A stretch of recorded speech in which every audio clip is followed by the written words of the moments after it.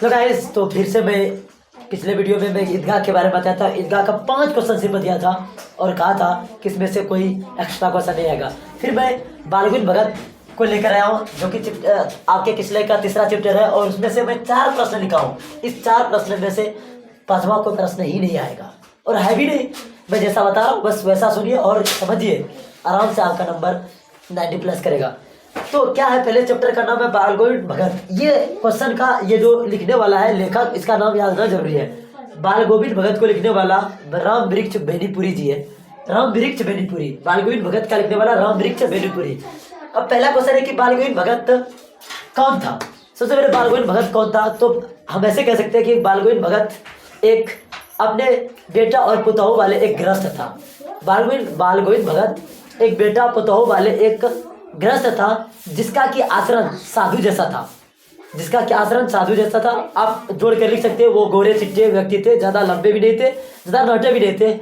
अपने कद के थे, मीडियम कद के थे, मध्यम कद के थे, और वो लगभग 60 के थे, मतलब कि 60 वर्ष के लगभग थे वो। तो हम फिर से समझाते हैं एक बार कि बालगोविंद भगत कौन था। तो बालगोविंद भगत एक बेटा पुतोहू वाले गृहस्थ थे, जिसका आचरण साधु जैसा था। बस यही सवाल का इसका कि बालगोविंद भगत गृहस्थ थे, फिर भी उन्हें साधु क्या कहा जाता है। ये बहुत ही इंपॉर्टेंट सवाल है कि बालगोविंद भगत क्या थे, गृहस्थ थे, फिर भी उन्हें लोग साधु कहते थे। अब बताते इसके आंसर, बालगोविंद भगत एक गृहस्थ थे, और सच में ये गृहस्थ थे, इसलिए इनको साधु कहा करता था, क्योंकि ये कबीर को मानते थे, कबीर पंथी को मानते थे, कबीर के बताए हुए रास्तों पर चलते थे, कबीर को अपने साहब मानते थे। यहाँ तक कि कबीर जो बोलते थे उसकी बातों को फॉलो करते थे, ये उसको मानते थे। ये झूठ कभी नहीं बोलते थे, ये किसी का चोरी नहीं करते थे, ये अपने चीज़ों पर कम करते थे, और किसी से ये ज़्यादा बातचीत नहीं करते थे।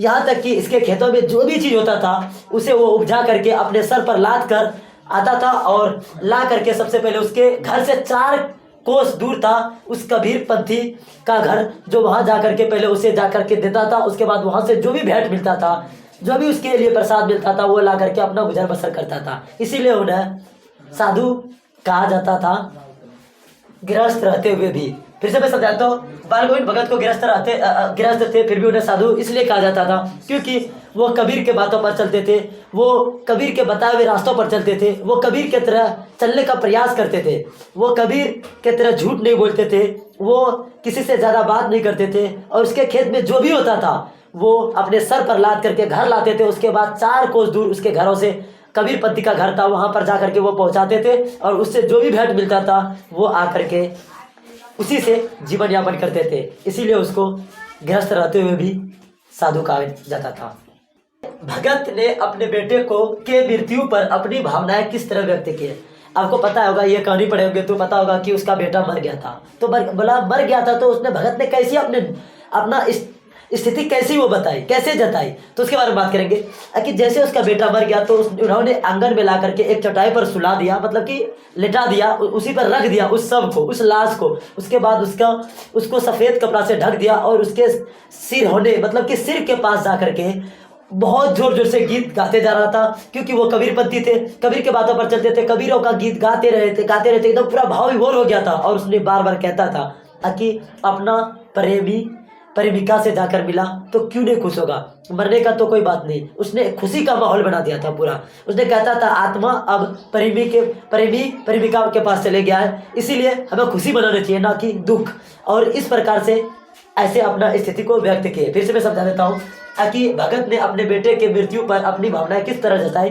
तो आपने ऐसे भी लिख सकते हैं कि भगत जी ने अपने बेटे के मृत्यु के बाद उसको आंगन में सुला दिया चटाई पर। उसके बाद उस पर सफ़ेद कपड़ा को ढक दिया उसको, और उसके सिरहोने में, मतलब कि सिर के पास जा करके जोर जोर से अपना कबीर पंथ गाना गाने लगे, और कहने लगे कि प्रेमिका से जा मिली, मतलब उसकी आत्मा जो जहाँ जाना था वहाँ पर चले गए। इसीलिए घर में मृत्यु के बाद भी खुशी का माहौल था।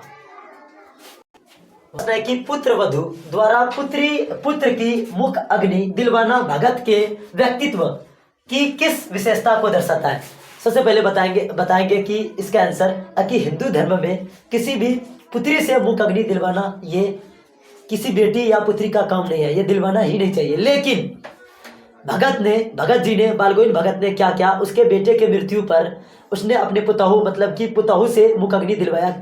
फिर भी कि इसलिए क्योंकि वो कबीरपंथी थे और उन बातों को उसने कभी भी गौर नहीं किया कि हिंदू धर्म में कभी भी पुत्री या बेटी से मुख अग्नि नहीं करवाना चाहिए, और इस प्रकार से अपना विशेषता को दर्शाया।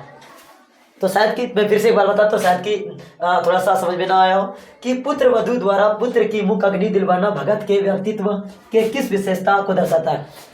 इस विशेषता को दर्शाता है कि हिंदू धर्म में किसी भी पुत्री या बेटी को मुख अग्नि, मरने के बाद मुख अग्नि दिलवाना यह सही कार्य नहीं है, लेकिन वो कबीरपंथी होने की वजह से इस पर गौर ना करते हुए अपने पिताहू से अपने बेटे के मुख अग्नि को दिलवाया। बस यही विशेषता को इसने दर्शाया। Thank you.